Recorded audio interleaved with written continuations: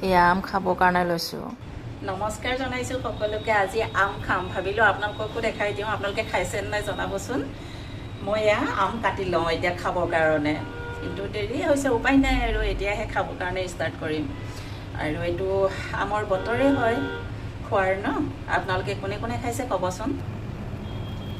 এয়া আম কাটি আছোঁ দেই, কিন্তু ধুনীয়া আম।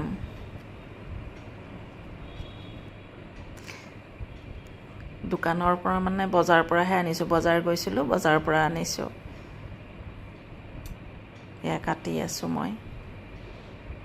এয়া আম কিন্তু ভালেই ওলাইছে দেই, তেওঁ যিদৰে গেৰাণ্টি দিছে সেইমতে ওলাইছে। দেখিয়ে ভাল লাগিছে।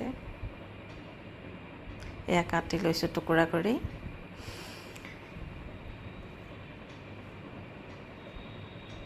আচ্ছা, এয়া অকণমান নিমখ ছটিয়াই লৈছোঁ দেই।